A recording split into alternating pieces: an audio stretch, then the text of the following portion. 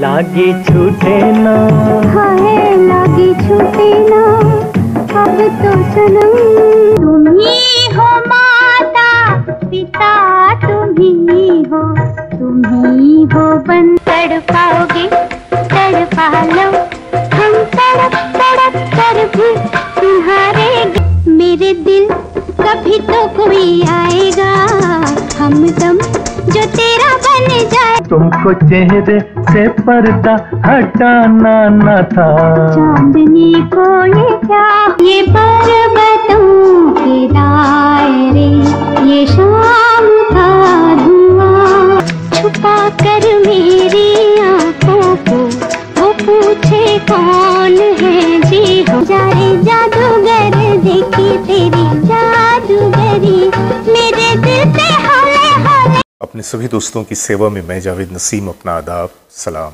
नमस्कार और सत श्री अकाल पेश करता हूँ। और आज की वीडियो में मैं आपको एक ऐसी बात बताने जा रहा हूँ कि शायद आप हैरान हो जाएंगे। अगर मैं आपसे ये कहूँ कि हमारे देश की सुर कोकिला लता मंगेशकर जी, जिनके बारे में ये मशहूर है कि वो कभी ज़िंदगी में आज तक बेसुरी हुई नहीं, और मैं ये कहूँ कि उन्होंने जब अपनी शुरुआत की थी तो उसी दौर में एक गीत में वो बेसुरी हो गई थी, तो आप क्या कहेंगे? आइए आज हम इसी बारे में चर्चा करेंगे।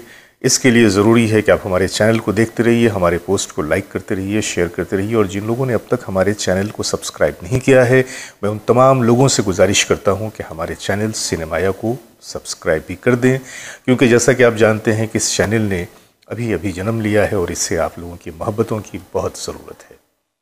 तो देखते रहिए सिनेमाया, और आइए चलते हैं आज के वीडियो की तरफ।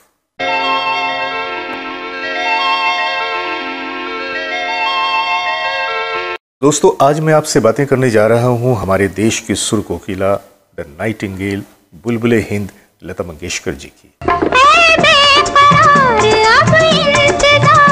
कुछ रंग ला रहा है। अगर हम लता जी की बात करें तो ये बात अपनी जगह पे बिल्कुल किसी पत्थर के चट्टान की तरह से अटल है कि इंडस्ट्री में फीमेल प्लेबैक सिंगिंग में लता मंगेशकर जैसा न तो कोई आया है और न ही कोई आ सकेगा।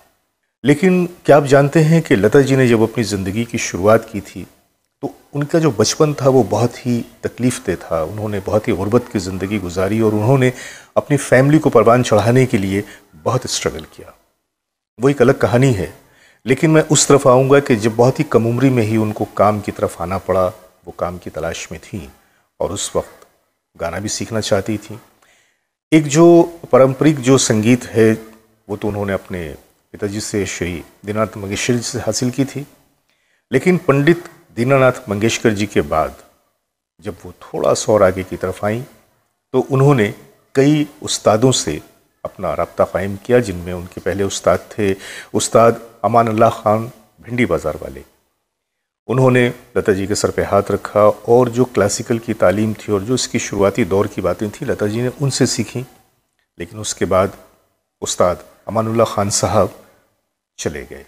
उसके बाद लता जी क्या करती, क्योंकि उस्ताद की तलाश तो बहरहाल थी, क्योंकि कच्ची उम्र थी और उन्हें तो बहुत कुछ सीखना था इंडस्ट्री में आने के लिए या इंडस्ट्री में ख़ुद को साबित करने के लिए। तो फिर उनकी मुलाकात हुई एक और उस्ताद से, उस्ताद अमानत अली ख़ान साहब से। उस्ताद अमानत अली ख़ान साहब ने भी उन्हें बहुत अच्छी तालीम दी। ये सिलसिला चलता रहा और उसके बाद फिर आगे की तरफ बढ़ते हुए ज़िंदगी की राहों में उनकी मुलाकातें एक से एक गुनीजनों से होती गई, बड़े बड़े संगीतकारों से होती गई, और लता जी पे नज़र पड़ी म्यूज़िक डायरेक्टर ग़ुलाम हैदर साहब की।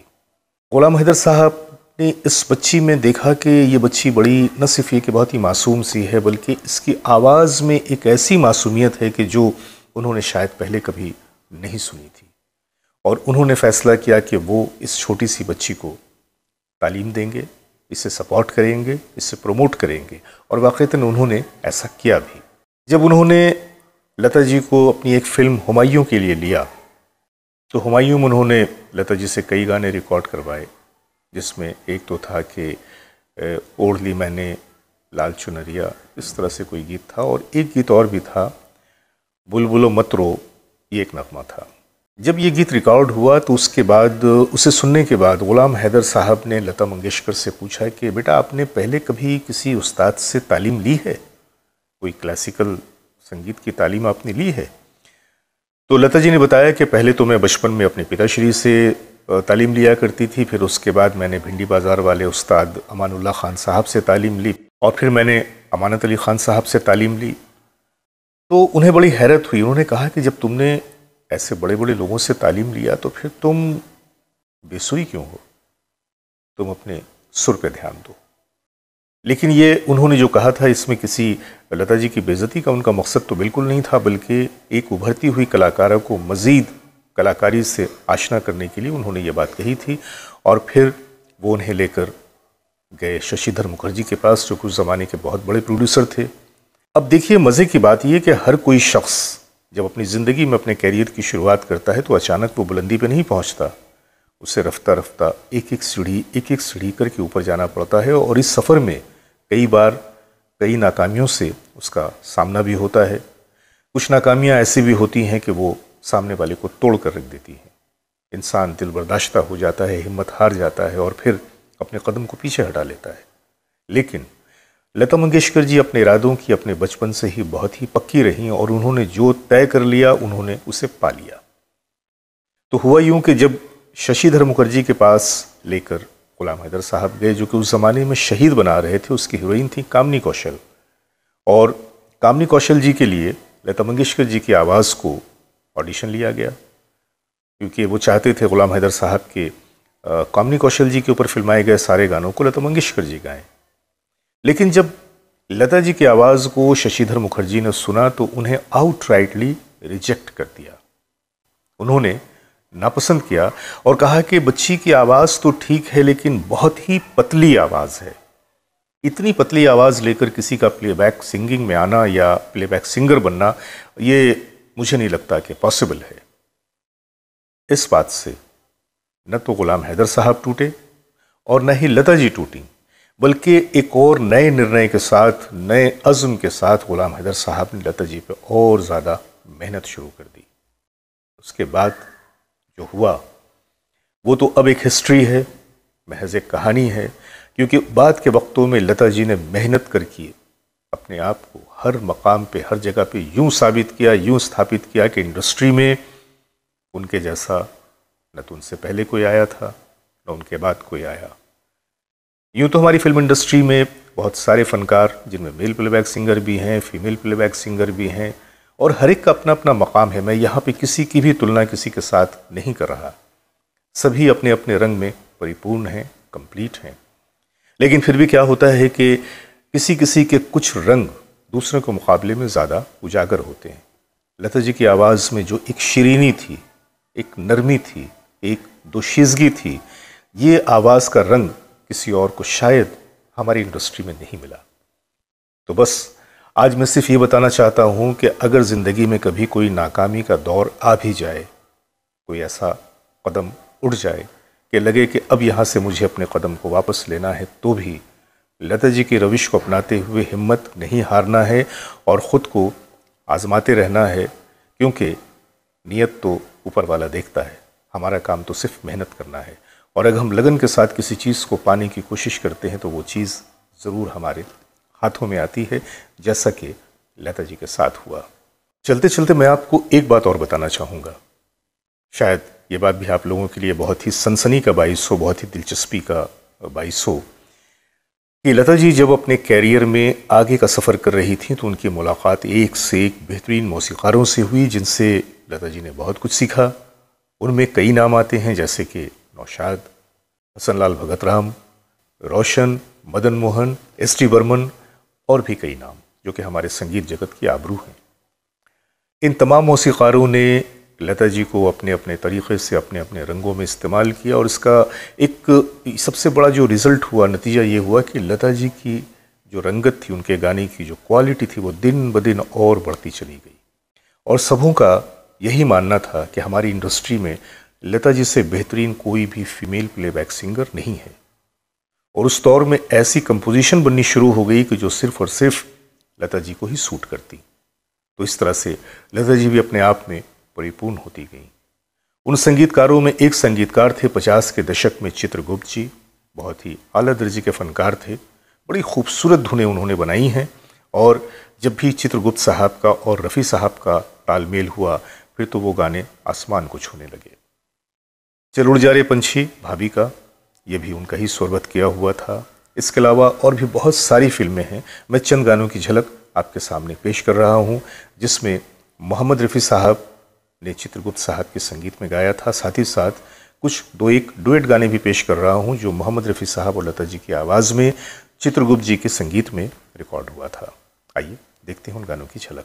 मैं कौन हूँ, मैं कहाँ हूँ, मुझे ये हो। चल उड़ जा रे पंछी के अब ये देश हुआ। लागी छूटे ना, हाय लागी छूटे ना, अब तो सनम तुमको चेहरे से पर्दा हटाना न था।